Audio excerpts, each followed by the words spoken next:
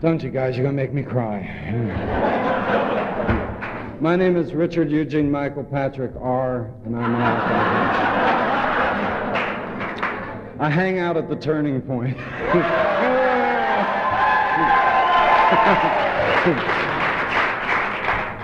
You know, I got the most ridiculous phone call yesterday morning. Bob Darrow called me up, Bob D., excuse me,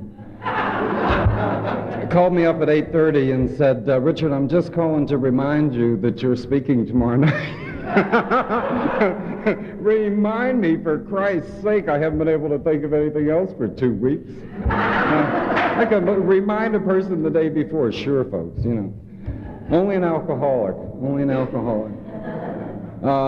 The obsession about this whole thing, and you keep telling yourself, don't think about it, don't think about it. So all you do is think about it. You know. But here I am, and the format for speakers is what it used to be like, what happened, and what it's like now. It's been that way ever since I first came into the program, so that's the way I'll go with it. I was born in the 30s, and to a wonderful Irish Catholic mother and father. I had brothers and a sister.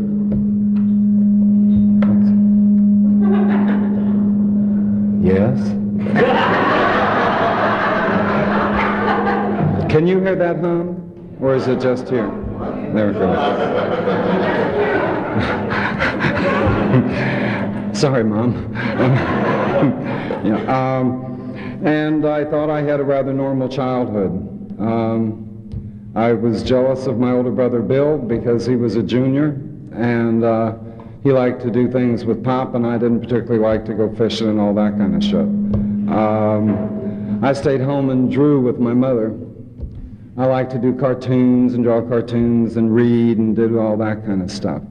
When I was invited fishing with the boys, I usually ended up throwing rocks in the water to see how pretty the circles would look as they rippled across the pond. So they'd all kick me out and say, I go on home and paint, you know. So that's what I did. I went home and painted. Went through Catholic school. Those nuns were just wonderful.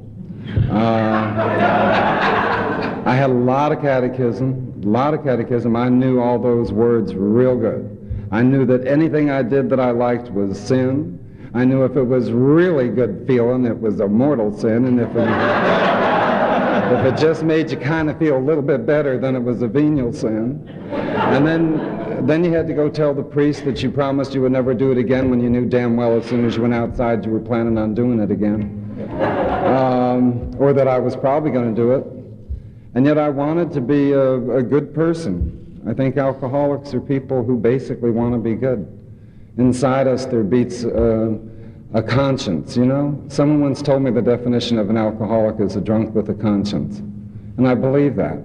Because we don't seem to be able to get away with the things that other people seem to be getting away with. It eats at our guts and tears us apart and makes us drink to forget how we feel. And I think that kind of started way back when I was little, when I was just a kid, because I was feeling the guilt all the time. And I wanted to be good, and I couldn't seem to come up to the standards. The rules were too hard. I couldn't be who, I didn't think I could be who my father wanted me to be. I couldn't be who the nuns wanted me to be. I couldn't be who my brothers wanted me to be. And so I wasn't who I wanted to be. And that was the most painful thing of all. So I would try and pretend I was other people. Try and pretend I was something that I wasn't. And that went on until when I was 12 years old. I came home from school one day and I said, Dad, guess what the nun said today? I really appreciated it. And he said, what? And I said, well, she said that we're supposed to love everybody. And I said, I think that's the best news I've ever heard, that this is a loving world and we're supposed to be able to love everybody. And he said, yes, son, that's right.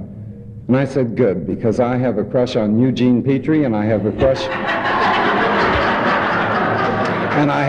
on Jermaine Gouillard, and a boy and a girl in my, I guess, 7th, 8th grade class, something like that. Well, I mean, you want to push an Irish Catholic father's buttons, just tell him you're bi, you know. And this was back in the 50s when my father, the only bi he knew was a sickle. And,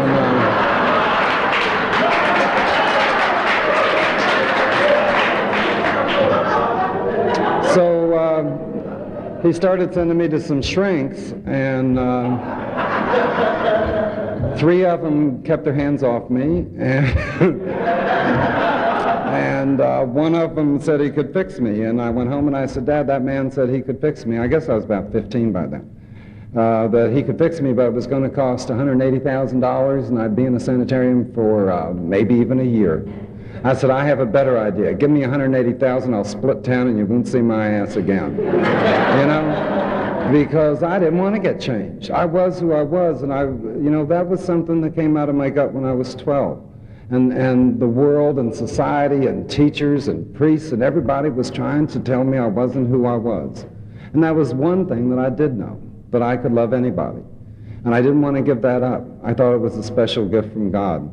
And to this day, I still feel that way, and I still feel that way inside me. That's the way I am. And I accept me today, and there ain't nothing wrong with it. I had a few troubles trying to tell other people that. Because it's funny, when you swing down the middle, it's amazing how the street parts in the middle, you know? If you're running around with the gay crowd, the straight people hate your ass. If you're running around with the straight people, the gay people consider you a traitor. It was terrible. It was a lonely street down that middle, you know. I thought, talk about a minority, Jesus Christ. You know. But, so I made it through high school, going back and forth. My God, it was confusing. Didn't know whether to be a basketball player or a cheerleader.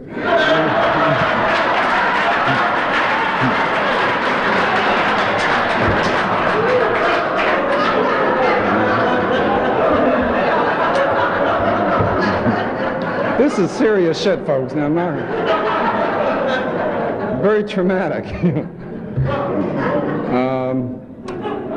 I ended up going to college to study business because I wanted to be an artist. I had the talent, but my father said, no son of mine is going to starve in a garret in Paris or something. If I'm going to send you to school, you're going to learn what I want you to learn. I said, okay, you son of a bitch, what school? And so I ended up getting a degree in business administration. I then said, up yours, and I'm going to go get a degree in art. And my father said, up yours, you just got drafted. My father was on my draft board. And when the shrinks didn't work, I guess he thought the Army could take over, you know. I had news for him. I learned things in that Army. But one thing I learned was how to drink good. I tell you, the Army was the place where I learned that if you drink, and you drink with people who are your bosses, that you don't have to get in trouble the next morning. And there were ways around of getting out of things. I went in there real stupid. I was going to be the best soldier the USA ever had. I was there a week, and I was trying to figure out how I could get my ass out of anything they wanted to put it in, because that was just the way, that was to be a successful soldier, was to see how much you could get out of. And that was a pretty hideous 2 years. I ended up a personnel clerk, so I dummied my records, and I got out in 18 months. And well, I had a party to go to in Fort Worth, and it was a debutante coming out party, not mine.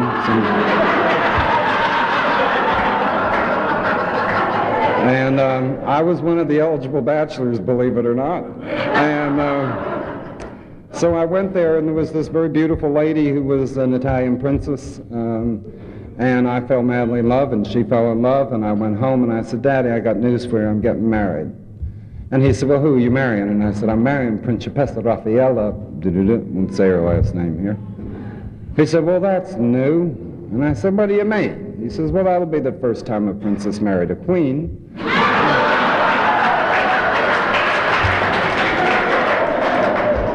My father and I, by this time, had established a good working relationship, as you can tell.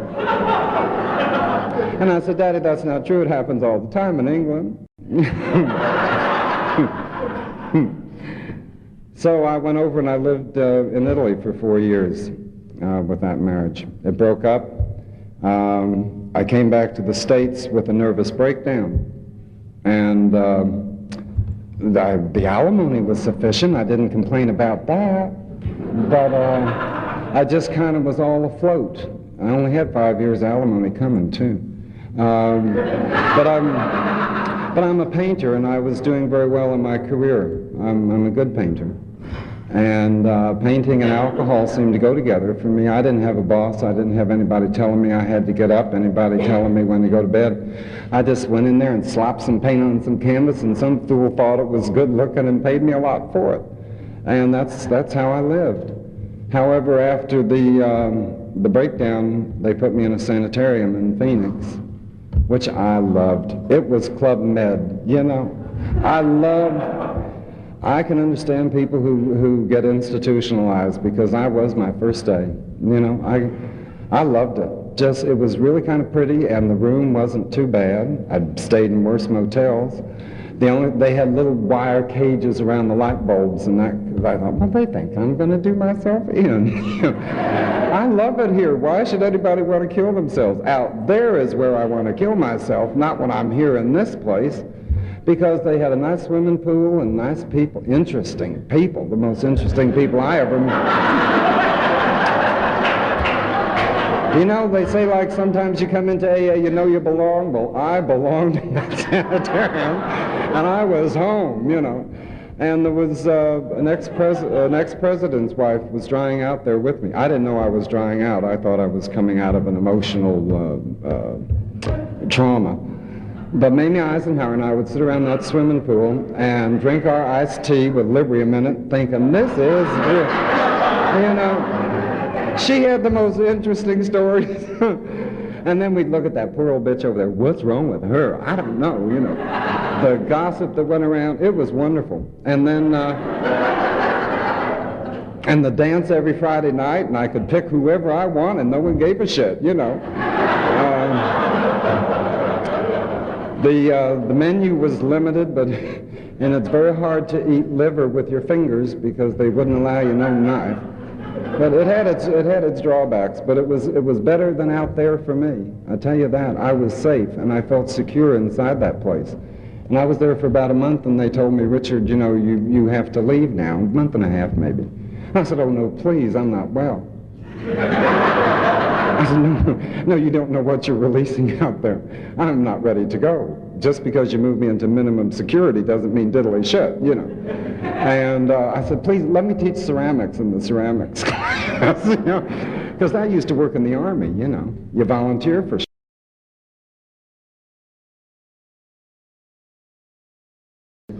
So I was released into the outside world again. It was my first AA meeting. They mentioned that I go to an AA meeting. This was in like 1960, I guess, somewhere back then. They mentioned that I go to an AA meeting on Central Boulevard in Phoenix at the Episcopal Church. And so my mom picked me up out of the hospital, and I said, I got to go to a meeting tonight of some kind over at the Episcopal Church. And she said, Episcopal Church? And I said, yeah, you know, I guess they got drunks there too. And so I went to it, and I didn't identify with anything. Number one, they were all old. I wasn't that. I was not that old. And I went home, and Mom said, well, how was it? And I said, well, it's kind of interesting. The Episcopals drink about like the Catholics. But I just didn't think that that was the place for me. But I knew the States wasn't either, because I'm an escape person. I want to get out. And I couldn't live under the pressure of living at home under my parents with them watching me, you know, knowing that I was going to get drunk. I mean, the scenes around the house were getting pretty bad. One time, I came in around 4 o'clock in the morning, and my family was sitting around waiting for me to come home, and I ran in and screamed, I hate you, I hate you, I hate you, and I'm going to kill myself. And I ran out and got my little MGT out, and I was going to drown myself. And I crashed through the redwood fence and drove into the swimming pool. And unfortunately, the end of the swimming pool closest to the driveway was the shallow end. And the car just went in and started roll. And my father came out and said, let go of the wheel, because my ass was floating up in the air. An oil slick on a swimming pool is a frightful thing to see. So I figured I better get back to my beloved Italy, where everyone loved me and they drank wine like I did. Because I'm a wino. I mean, I love my wine. You know, who cares what year? Good grief. I could care less, and I had arrived, and I had a wine cellar. And it had some good bottles, and I knew a bunch of people that owned vineyards and things, and they'd always bring over good bottles. And I don't know, there's something about me that wouldn't let me drink them. I'd just stash them. And I'd go out and buy the cheap shit down at the grocery store, you know, the big bottles, you know. That's what counted, you know. All you used wine for was to wash the food down anyway. Everybody knows you can't swallow unless you have a glass of wine to go push it on down. And I don't think I chewed for 8 years, you know. I didn't, and you know, a lot of alcoholics die of strangulation. It goes on the records of strangulation, but we really don't chew. We're real lazy at the dinner table when we're drunk, and we just kind of go nom nom nom nom nom nom like that. And look at Mama Cass, you know, she got down quite a few meals before she went though.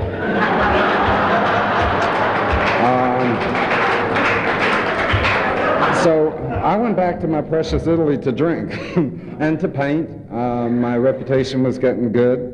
The paintings were selling like mad, and I would get disgruntled with Italy. I'd say, it must be the neighborhood. All those people speaking Italian all the time, you know. So I would move, and I would move to Denmark, or I'd move to Holland, or I'd move to Africa. Well, I had a one-man show in Africa, and so I stayed there a very short period of time. But I was all the time moving around trying to find a place where I fit. But you know, like all us alcoholics, there was no place where I could go because I didn't fit in my head. Any place I went, I brought the trouble. And it was my gut and it was my head. And sure, I could cosmetically fix the world. I could get away from people who knew me and become somebody else at a new place. But then who I was would catch up with me, and people would start finding out that I wasn't capable of being responsible, that I was a complete asshole just drifting through life. And I couldn't stand the thought that people that liked me would begin to know me, so I had to move. I had to keep going. But I kept on going back to my house in Florence because that was base. I had to have a home. I had to have a place that I would walk in, where my dog was. My poor dear dog. I love that thing. I don't know how many of you have a pet that in your drinking was something special to you. But that dog loved me unconditionally, and that's what I was looking for, because I needed love so bad. And I was rather immoral by this time, considerably. I had 3 categories of people in my life. There were the people who I was hot for, but was too afraid to ask. There were the people who liked me and I liked them, but no big deal. And then there was the people who were real trolls that adored me, and who do you think I'd end up with? I'd end up with the troll, thinking about that one and aiming at the other one, you know.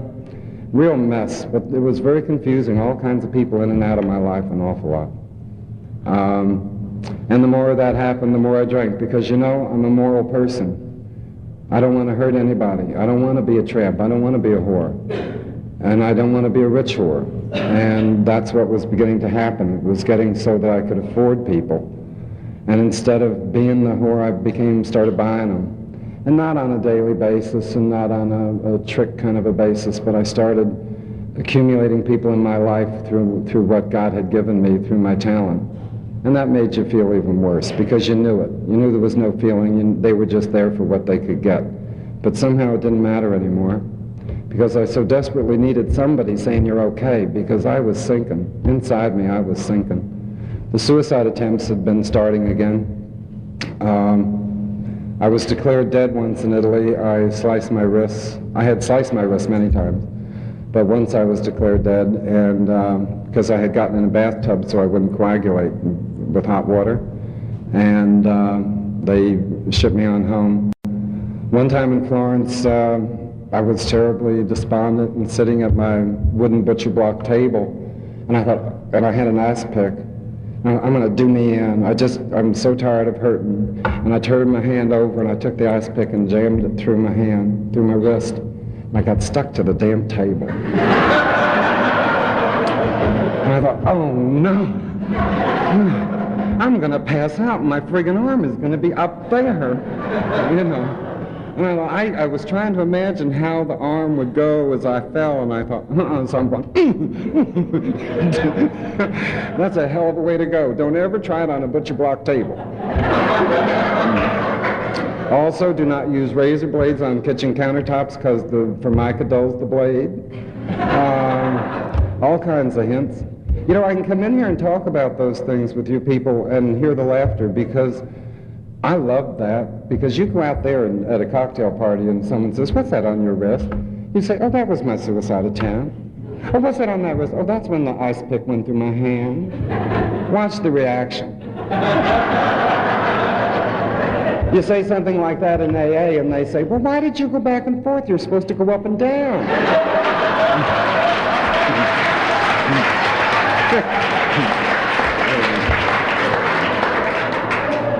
God bless us, you know. We're so inept at it, you know. We're so bad at it. The only thing I didn't ever try to use was a gun, and that's because it was so final.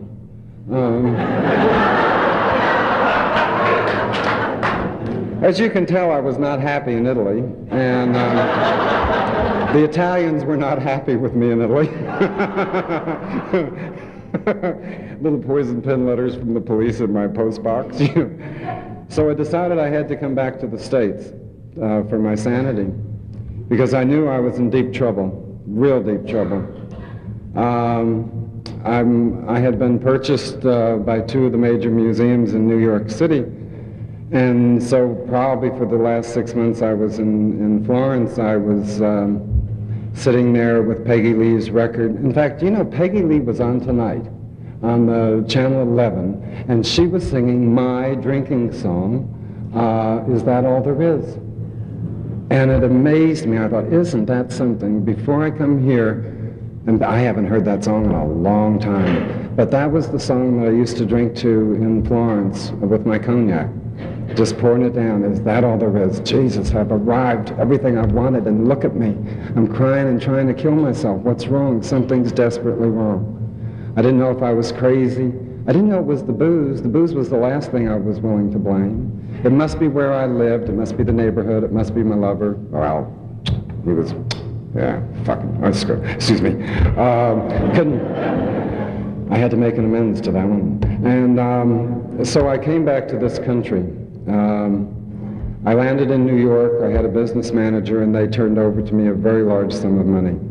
And I said, what are you doing? He says, this is the money you have left over from your painting days, and you didn't spend it all. He said, you would just get so much money in this. It was over 300,000 left. And I said, but you don't understand, I'm crazy, and I can't even shake your hand. My wrists are taped from the last stitches in my wrist. Please, you can't do that to me. I'll kill myself for that money. The money will be my instrument of death, especially in New York. I was terrified. I was terrified of New York City. I hadn't been in this country for 8 years. I didn't understand Americans, much less New Yorkers. Who understands them, for Christ's sake? And they were so abrasive. I'd say, buongiorno, what the hell do you want? You know, entirely different kind of people. And I was scared, and I was timid, and I was running. So the only thing for me to do was find a nice place, get in a good stash, and sack out, you know? So I spent an awful lot of time. I lived in New York for 7 months and changed my apartment 6 times because it must be the neighborhood, you know. Everybody else seemed to be living pretty good, but right around me was this space of disaster and doom. Just like everywhere I walked, I was getting into trouble everywhere. The people I was hanging out with, the parties I'd get invited to. I mean, New York has some of the sickest people on earth as far as being bent when it comes to what's a good time at a party. God almighty. I thought I'd seen some pretty hairy things in Tijuana till I hit New York. But those people just laid me cold. You know, I ain't going to survive this. And you know, I almost didn't. I had to leave New York. And so what do? I went to Hollywood, California, where all the normal people have. And by this time I was a full-fledged screaming alcoholic. I had been taking pills too. You know, when I first came in, they say, well, thank God I didn't have a drug problem. What a lot of shit, because I was taking pills from the time I was in that lovely sanitarium and they introduced me to them. Because in Italy, they were across-the-counter drugs. You needed no prescription, and I could walk in and order 50 Valiums here, 100 Libyums here, my Secanols over at this drugstore. I had a closet full of pills, which when you're a wino, gets very confusing, because you cannot remember which was which and what you've done. And on one of my suicide attempts, they said, we can't believe you're alive, because they had found that I had been drinking 2 6-packs of beer, a 5th of cognac, and a gallon of wine a day for about 6 months. And on top of that, they didn't even know my pill intake. I was just, and talk about diarrhea. Jesus. I owned nothing but dark-colored pants for a long time. Yeah. It's so nice to be able to wear white. So I ended up in L.A. and finished the rest of the money. I went back to Phoenix and told my parents that I was going to join AA, so I had to go back to L.A. Why, I don't know. Why I thought that was where AA was, I have no idea. Only. But I came back to L.A. and I got drunk in Palm Springs. My car turned into a bar by itself in Palm Springs. I do not remember that. It was a blackout. Must have been a sober blackout. But I had the first 4-day blackout of my life, and I came to at the Beverly Wilshire Hotel, and I called the desk and I said, this is Mr. Riley in room number, let me see. And I had to go look, and I came back and he said, oh, you speak English? I said, yeah, of course I do. And he said, well, we had to have an Italian translator for 3 days. And I said, 3 days? I've been here 3 days? He said, you've been here 4. And I said, my God, where is my car? They said, well, you came here from Palm Springs in a taxi cab. I said, oh, that's right. Oh, that's right. Yeah, that's it. That's the ticket. And so I quick called the family lawyer in Phoenix and said, Bud, I've lost my car again. He said, no, you sold the Austin Healey for $25 in Palm Springs. And then I looked down and I was dressed in a floor-length fur coat, and I was naked underneath it, and it was hot too in Los Angeles. And I was all covered in blood.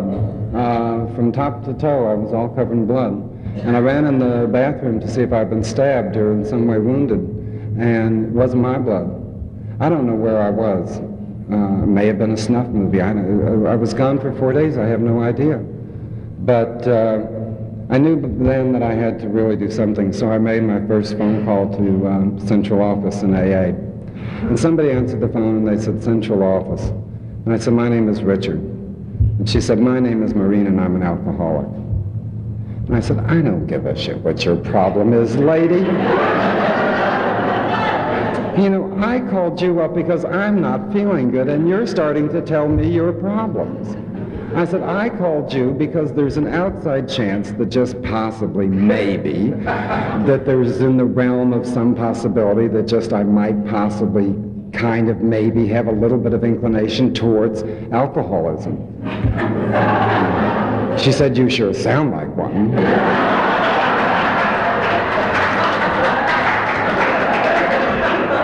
And then she asked me the second dumbest question I ever heard. She said, well, are you sober?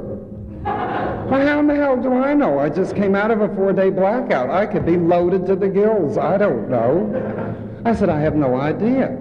She said, well, we'll come by and pick you up. And they did, and they took me to my first meeting. Well, I thought my first meeting, no way am I going to AA, you know, drinking in raincoats and brown paper bags. Jeez, you can't go to that, Richard. So I got out my favorite suit. It was a Bill Blass brown velvet cocktail suit. That sucker was designed for drinking in New York. It was spiffy. I mean, it wasn't like a regular suit. It looked like a drinking suit. It was my favorite piece of clothing. So I got dressed up in my Bill Blass brown velvet cocktail suit, and they came by and picked me up, and I went to the first meeting. And the first thing I hated about AA was that they had fluorescent lights. I hate fluorescent. All those terrible lights and a mirror. Jesus, forget the mirrors. I hadn't seen how I looked in a long time. And all these people looked pretty good, and I looked like I couldn't believe my brown velvet cocktail suit. There was some dried barf on the collar. You know, that never showed up in a bar. And the crotch was so stiff I could have stood him in the corner. But I was looking good for my first meeting, you know. I was not one of you lower types, you know. And I'm sitting in the room and I'm looking around saying, I wonder who probably drank where I did. I wonder who was probably in the same kind of cocktail lounge I was. And I found this beautiful lady dressed in a black dress, and she had pearls on her. And she's pretty classy. So she was the one I thought I'd get close to. And she was the speaker that night. That's why she was so dressed up. And I thought, you know, she's really not, what a lady, what a beautiful person. Yeah, maybe she belonged to the same country club. I never belonged to a country club. But maybe she did. And so I'm sitting there thinking, boy, you sure can pick 'em, Richard. And that lady got up and she started talking about what it used to be like. And my hair stood on end, worse than this. It was... She started talking about losing her jailhouse strut because she'd done so much time as a whore walking the streets in East L.A. And I'm, God almighty, you know, I probably did drink in the same place as she did.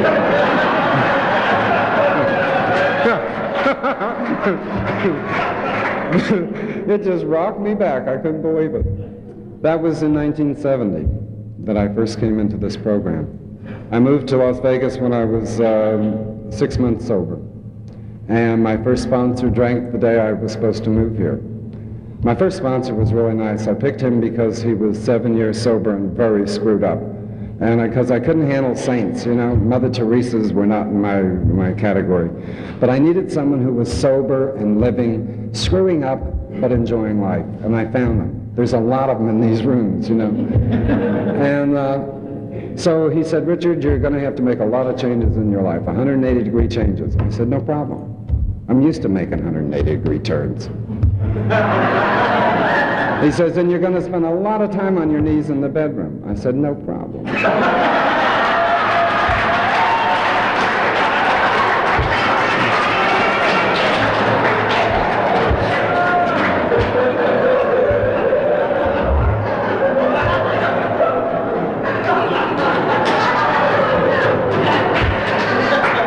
And I said, well, I can't help that. He said, well, we're going to have to change some of the rules. You're going to have to get up off of your knees, go to bed, and say your prayers. And I said, okay. And I loved him a lot and was very, very afraid when I came here because he had drank. Because I saw a person dissolve. He had what I wanted. And then he didn't have anything I want. And it happened like that. You know, I couldn't believe it. Here was this person who had his shit together, and all of a sudden, 2 days later, he was a tired drunk sitting at a table drinking his aftershave lotion. I'll never forget the horror of seeing that. And I had to come here all alone, and I didn't know anybody, and he had known Vegas, and so I thought, God, you know, now I have to go up there alone. And I walked into the Thai Club, and in 1970, people were a little gaudy, at least I was, and we had about 8 rings, 10 necklaces, you know, kind of clanked into my first meeting. And there was a little bit of bigotry around. Now, that's true. I know that this place has grown a lot. But believe me, in 1970, when you swung into the Thai Club, if you weren't a bricklayer or a pipe setter, you were strange material. And so I had to realize, I had a couple of rough things said to me my first meeting, and I thought, Richard, no one can keep you out of AA. If you have a sincere desire to be sober, no one can not let you into these meetings. And if people are prejudiced or if people are bigoted, you're used to it your whole life in the outside world, why do you expect people in AA to be any different? You know what? People in AA, I find, are different. Some aren't. Some have yet things to learn. But basically, the people in these rooms that love me, and I know that there's an awful lot of people in this room that love me, and that I love very much, have made no judgment on me. And I don't make any judgments on you. I love you for who you are, because I feel the love coming at me because you love me for who I am. And that's what this program has given me, an ability to love me, which allows me to love you, for whoever you are. And I will believe you until you tell me something else. I have to trust you. I have to begin somewhere in my life to trust, or else I'm back to that cynic who never believes anybody, who doubts everything. And that's the way back to drinking for me. I've loved my years in AA. I was 3 years sober and feeling just fine, just great. And I went into a Mexican food restaurant, and I ordered a taco, an enchilada, a margarita, and a bean burro, I think. And the waitress brought it to the table, and I thought, well, look at that. I guess my body is craving salt. So I ate the salt off the edge, and then I threw it down. And then, of course, you have to have beer because the food doesn't go down unless you have the beer to go with it. That one lasted 3 days. It wasn't continual drinking, but it was an amazing, immediate loss of a higher power. My spirituality went out the window with the first. There is no way in this body for any kind of spiritual life and any kind of mood-altering chemical, any mood-altering chemical whatsoever. I happen to be one of those kind who believe that if you're using anything that alters reality, that you're not sober, because I've experienced the other side of that. I was sober for 2 years after that. I'm so grateful to get back in the program. And I was at a party in Los Angeles, and they were passing a stick around, and I said, no thanks, I don't do that no more. No thanks, I don't do that no more. Maybe just a little teeny.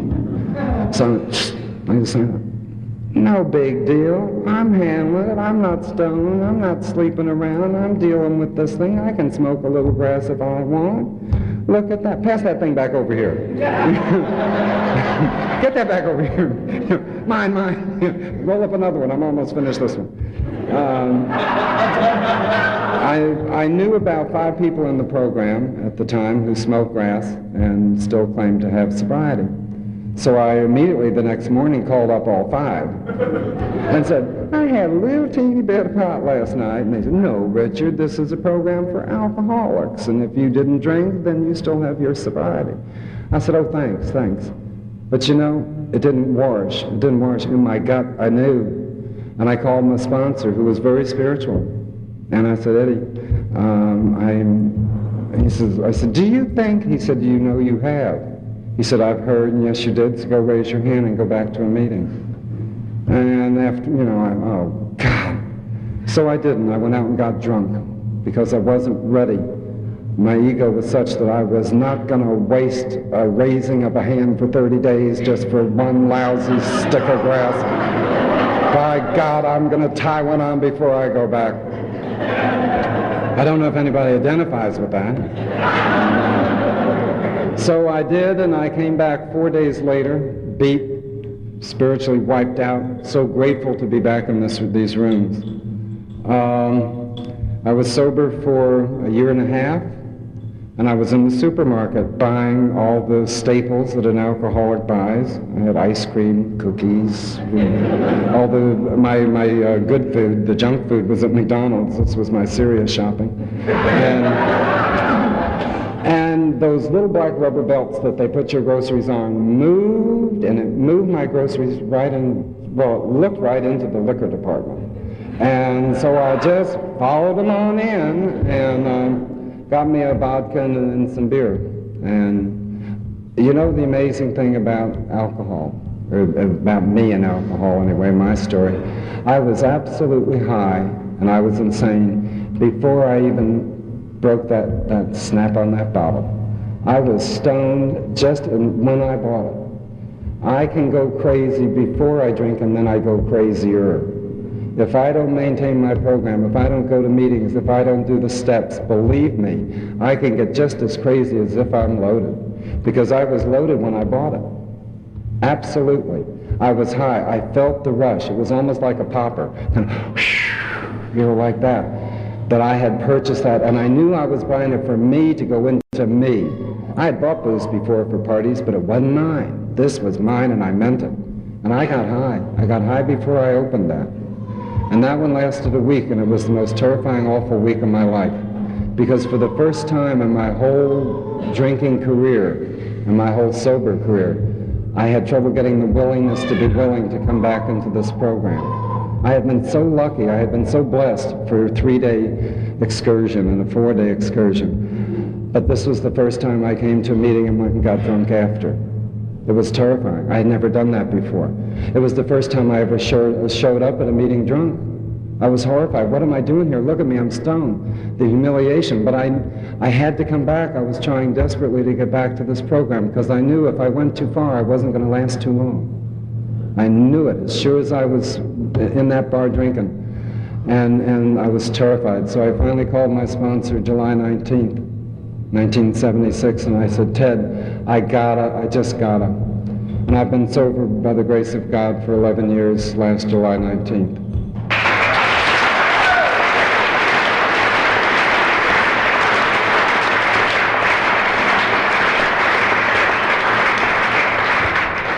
Was I supposed to stop at 9? Was 9 o'clock the turn off? Okay. I'm sorry, I didn't mean to get so hung up in all the past. If you don't mind, let me talk a little longer about my gratitude for being in the program. They've been wonderful 11 years. They've given me, life is what it's all about to me. It's not just getting sober.